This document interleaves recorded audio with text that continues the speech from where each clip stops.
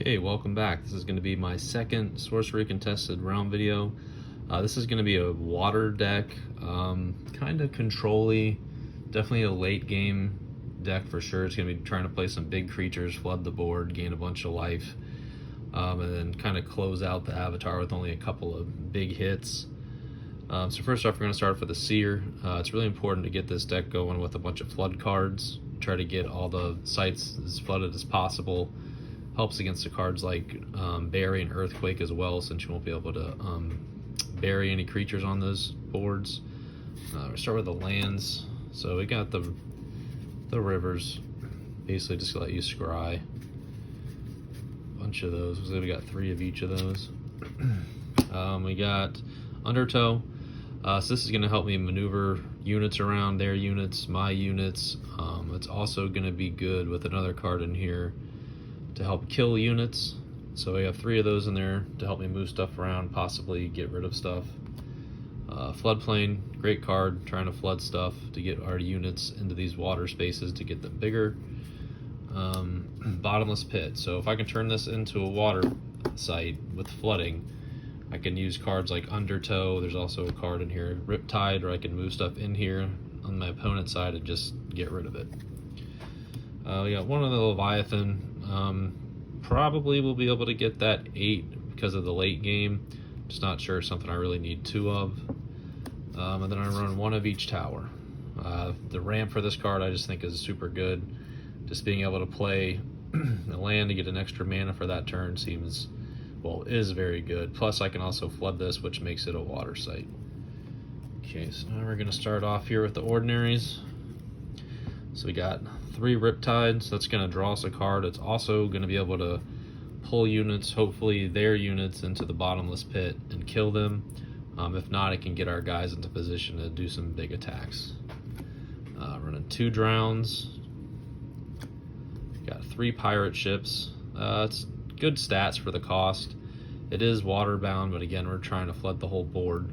So it's not, won't be too awful hard to get this guy into the opponent's territory.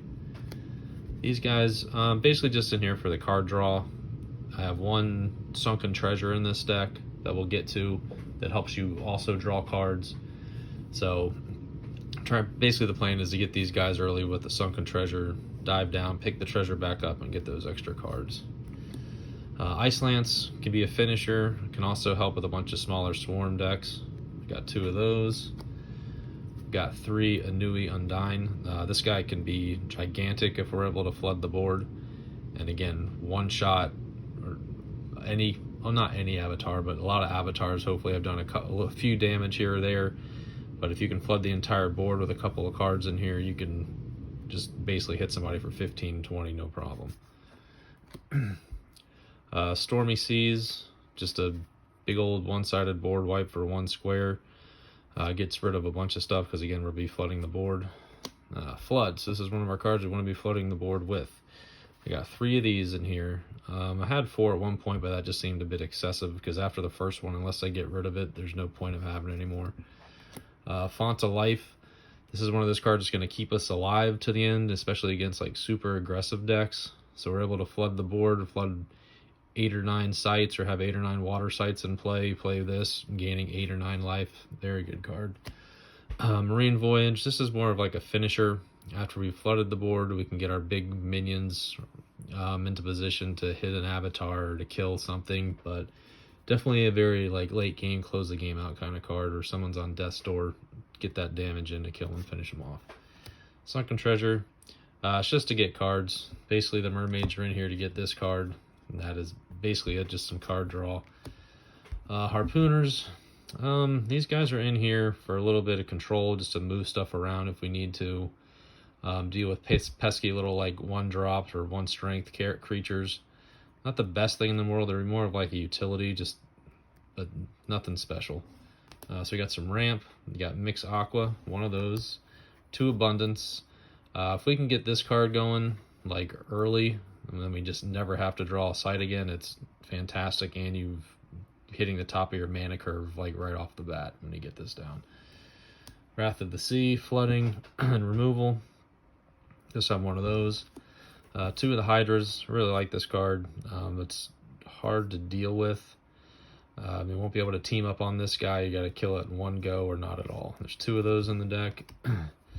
Kraken, just a big guy again. We're trying to get over with our heavy hitters to hit the Avatar at some point in time, so we only have to hit him a couple of times instead of just ping damage, and he can take out a bunch of other minions when he surfaces. Polymorph, just something if something gets next to our seer, we can kind of not have to worry about it, just basically eliminate it by playing this card and making it a 0/0 frog. Mother Nature, this is definitely one of the key cards in this deck. We want to see this card. That's one of the reasons Seer's in here, as opposed to like the Sorcerers to just draw cards. We want to see this card, get it out, and then be able to use the Seer to check the top of the deck, see if it's a creature or not. Get to play it for free. It's fantastic. Harder to keep her alive than it seems, but it's definitely a good card if you can get her to stick on the board a little bit. A great old one. Probably one of the best cards in this deck. You're just flooding everything, and 16 power. You're basically taking your opponent's Avatar to death's door with 1 hit. Super good card. Feels really good flooding the whole board too with this guy, and your opponent's just like, what am I supposed to do against that? Especially if it's submerged.